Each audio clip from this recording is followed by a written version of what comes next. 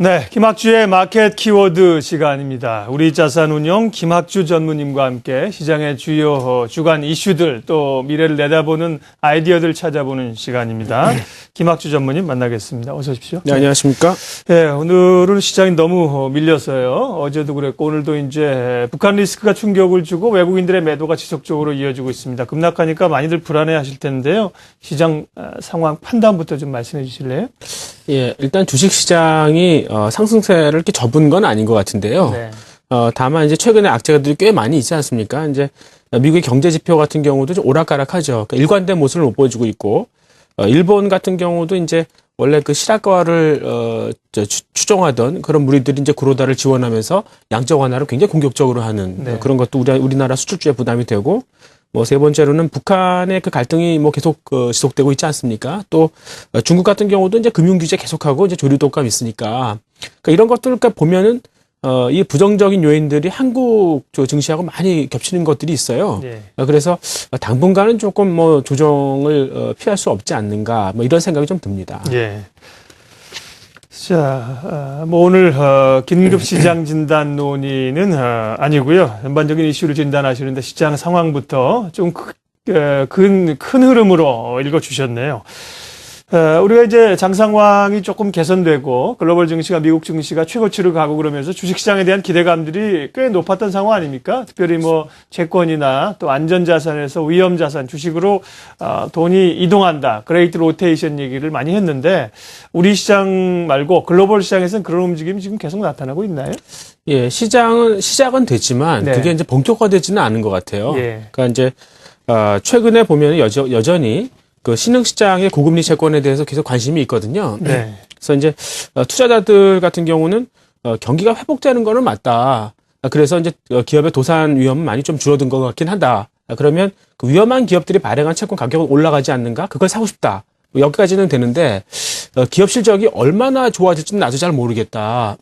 그래서 특히 이제 정부가 이 가난한 사람들을 도와서 이제 소비를 진작시켜야 되는데 그 돈을 부자들은 잘 안 뺏기려고 하니까 결국은 이제 기업들한테 뺏어야 되는 거 아닌가. 그렇다면 차라리 주주보다는 채권자가 안전하다. 뭐 이래서 이제 채권 쪽을 많이 선호하는 것 같습니다. 그러니까 예를 들어서 이제 중국 같은 경우도 지금 실적이 계속해서 떨어지고 있지 않습니까?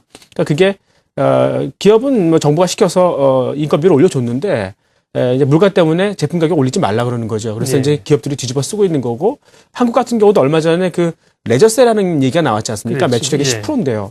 그러니까 이제 이 카지노라든가 담배 뭐 이런 그 정부가 돈을 빼서도 덜 미안한 그런 기업들한테는 계속해서 이제 부담을 주지 않을까 이런 우려가 좀 있습니다. 네. 글로벌 자금들이 이제 채권에 관심이 많고 특별히 이머징 마켓 신흥시장의 채권들에 관심이 많다고 하는데 그래서 좀 뭐 일부 버블 우려도 있는 모양이죠. 예, 그렇습니다. 네. 그래서 이제 이 블랙락 같은 데가 아직도 이 신흥시장 채권을 사라는 거예요. 네, 그러니까 작년에 블랙록, 예. 엄청나게 샀지 않습니까? 작년에도. 근데 아직도 사라는 거예요. 그래서 지금 전 세계적으로 신흥시장 채권의 규모가 4.9조 달러 되거든요. 네. 근데 미국의 연기금들이 현재 자기네 포트폴리오 중에서 이 신흥시장 채권을 4% 갖고 있어요. 근데 수년 내에 8%까지 늘리겠다는 거예요. 그러면 앞으로 3조 달러는 더 사야 됩니다. 근데 그렇게 신흥시장 채권이 발행이 될까요? 그럼 결국 이제 물량 부족으로 풍견상이 벌어지고 네. 가격 거품이 상당히 생길 것이다. 어떻게 보면 그들은 그걸 노리는 거죠. 근데 조금 주의할 부분이 있는데 일단 경기가 회복 국면으로 들어가면은 미국의 연기금들이 생각을 바꿀 거예요. 그러니까 채권보다 그냥 주식으로 가자. 그러면 다 이제 무효가 되는 거고요. 또 이제 신흥시장에 지금 채권 발행을 통해서 돈이 들어가고 있거든요. 네. 근데 그 신흥시장이 성장을 잘 못해요. 그러니까 지금 뭐 세계 경제 대세라는 게 아시아 신흥시장에서 선진국으로 넘어가고 있지 않습니까? 그러니까 경제 성장은 더디고 물가는 올라가고 그러면 채권자들이 처음에 생각했던 그 수익률을 결국 못 받을 거라는 거죠. 그런 건 좀 조심해 볼 필요가 있습니다. 그래서 지금 뭐 볼리비아 같은 경우도 채권 수익률이 한 연 5%도 안 되거든요. 네. 그런 거 보면 채권도 확실히 버블은 버블이에요. 근데 주식도 그렇게 싼 건 아니거든요. 그러니까 S&P 500을 봤을 때 지금 PER이 15배거든요. 그러면은 투자 수익률을 역산해 보면 15분의 1이니까 6.7%밖에 안 나와요. 네. 보통 채권을 안 사고 주식을 샀을 때 4~5%포인트는 수익률이 높아야 되거든요. 그렇죠. 근데 신흥시장 채권보다 그렇게 높지 않군요. 그러니까 차라리 그냥 채권을 많이 보는 것 같은데 여기서 주가가 다시 한번 또 올라가려면 확실한 방향성을 보여줘야 돼요. 아, 회복이 됐다. 성장에 대한 기대가 생기면 그때는 본격적으로 주식으로 넘어올 거로 보고 있습니다. 네. 지난해에도 사실 채권 투자한 분들이 돈을 좀 벌었죠. 올해는 이제 금리 더 이상 내려가기가 그러니까 채권값이 더 오르기 어려울 거다 이런 얘기 있는데 그럼에도 불구하고 채권에 아직도 관심이 있습니다. 한국 채권 시장도 외국인들에게 꽤 관심 있는 시장 아닙니까? 최근에는 이제 중국 자금도 좀 들어온다 그러고요. 국내 채권 시장은 어떻습니까? 그러니까 관심 굉장히 많습니다. 네. 그래서 우리나라만큼의 어떤 그런 이 퀄리티가 되는 데가 별로 없으니까요. 네. 근데 최근에 또 이제 한국 정부가 굉장히 공격적으로 금리를 낮추려고 그러지 않습니까?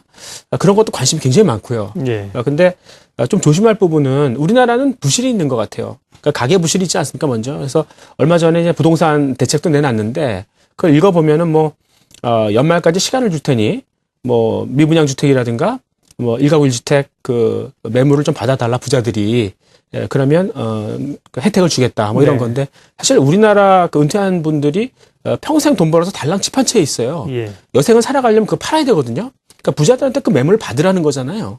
받기가 쉽지 않죠. 그래서 해결하기가 좀 어렵고요. 그다음에 두 번째는 기업 부실도 있습니다. 그래서 이 중국의 그 투자가 좀 위축되니까 이 산업재 쪽에 문제가 생기고 있거든요. 그래서 얼마 전에 STX 문제도 좀 나타났지만 그런 그 부실들을 해소하려면 정부가 이제 국채를 상당히 발행을 해야 된다는 거죠. 그러면 결국 이제 장기 채권 가격이 떨어질 수 있다. 이런 그 불안감도 있고요. 두 번째 역시 북한 문제인 것 같아요.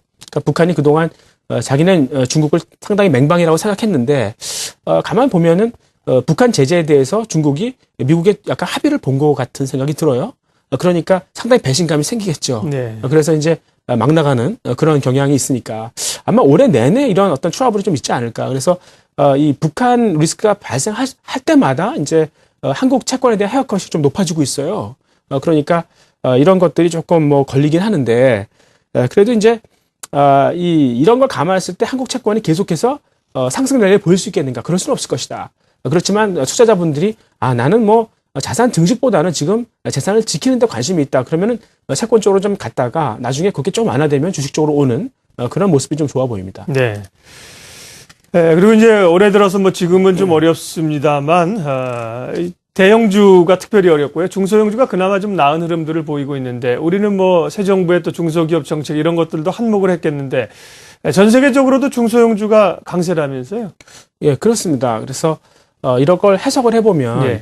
그동안 사실 돈이 굉장히 그 주식장으로 많이 왔고 대형주의 버블이 많이 생겼었어요. 네. 근데 이제 유동성이 넘치는 거죠. 그래서 중소형주 쪽으로 가는 어떤 스필오버 이펙트가 본격화되고 있다. 이렇게 일단 볼 수 있겠고 또 이제 기존의 이 재화나 서비스에 대한 어떤 수요는 포화 상태에 이른 것 같아요. 네. 돈을 쓸 수 있는 사람들이 부자밖에 없는데 그 사람들은 더 살 재화나 서비스가 별로 없는 것 같아요. 그러니까 새로운 걸 만들어줘야 되는 거 아니겠습니까? 새로운 수요를 만들려면 결국은 이제 신성장 동력이 필요한데요. 그런 거를 하는 데가 이제 중소기업이라 그거죠. 그리고 이제 벤처도 마찬가지고요. 그래서 한국의 정부도 이제 이 벤처에 대한 육성을 많이 그 방안을 발표하고 있지 않습니까? 그래서 요즘에 나름대로 좀 긍정적인 거는 이 IPO 시장이 기업 공개 시장이 네. 굉장히 활성화됐다는 거 아닙니까? 그러니까 얼마 전까지만 해도 굉장히 좋은 아이디어를 갖고 있었어요. 근데 자금 조달이 안 돼서 결국은 도산을 하고 말죠. 네. 근데 요즘에는 아주 쉽게 그런 거를 이제 구체화시킬 수 있거든요.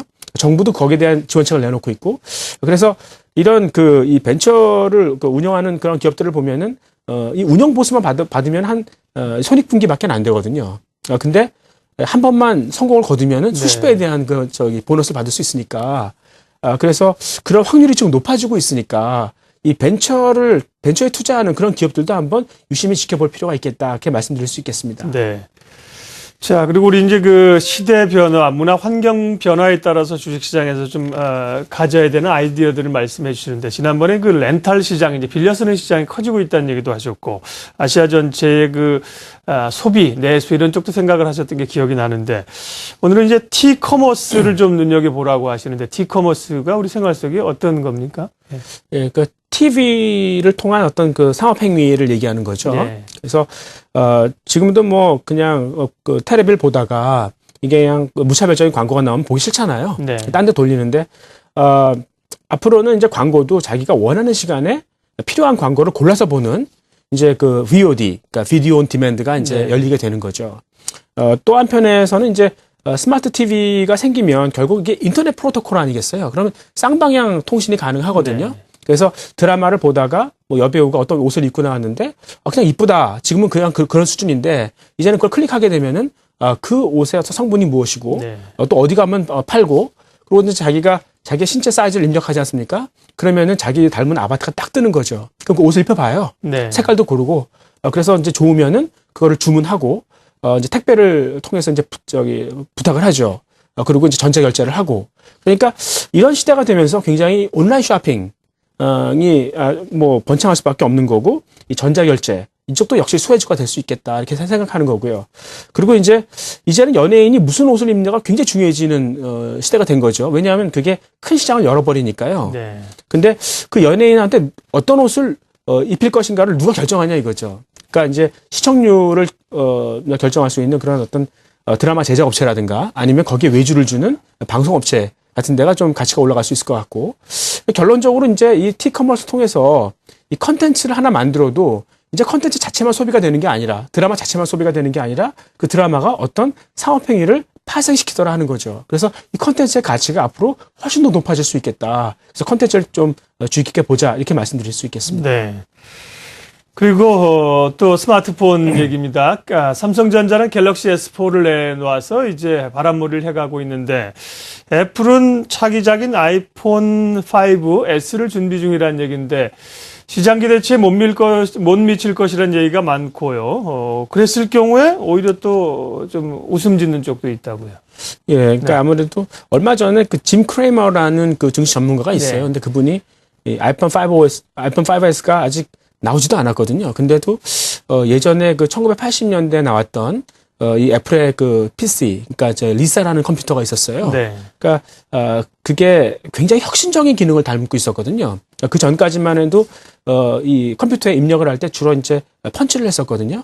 근데 이제는 그 그래픽에 자기가 원하는 곳에 이제 클릭을 할 수 있는 그런 기능을 하면서 아주 유저 인터페이스가 아주 좋아지는 혁신적인 그런 컴퓨터였었거든요. 근데 망했어요. 결국은 너무 비쌌던 거죠. 네. 그러니까 사람들이 거기까지는 필요가 그때 없었는데.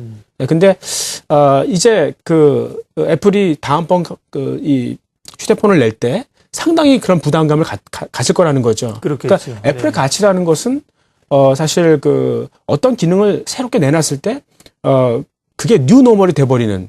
그래서 이제 모든 통신사들도 거기에 이제 존중을 하고 그랬었던 건데 이미 삼성전자가 갤럭시 S4를 내놓을 때 상당히 여러 가지 혁신적인 기능을 내놨지 않습니까? 그보다 훨씬 더 잘해야 되는 거죠. 예. 근데 그러려면은 뭐 여러 가지 아주 고급적인 기능을 넣겠지만 더 이상 사람들이 이게 필요할 건가?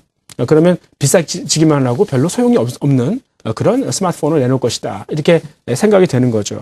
그래서 이제 애플이 만약에 실패를 하게 되면 가장 기뻐할 곳은 역시 세계 통신사들이죠. 그동안 애플이 너무 거만했기 때문에 할 수 없이 그래도 비싼 이 마케팅 비용을 주면서 아이폰을 팔았었는데 이제는 빨리 이 스마트폰을 이제 보편화시키려고 노력을 하겠죠. 그렇다면 이제 그 LG전자 같은 그런 후발 스마트폰 업체를 굉장히 빠르게 키울 가능성이 있죠. 그러니까 삼성전자 같은 경우는 뭐 지금 굉장히 수요가 빨리 올라오고 있는데 거기에 양질의 제품을 그만큼 빨리 조달할 수 있는 하드웨어를 갖춘 데가 삼성전자밖에 없으니까 그때까지 삼성전자를 좋아하겠지만 궁극적으로는 이 LG전자 같은 데를 빨리 그런 데가 빨리 올라오기를 바라고 있으니까 아마 후발 이 스마트폰 업체들도 한번 지켜볼 필요가 있겠습니다. 네.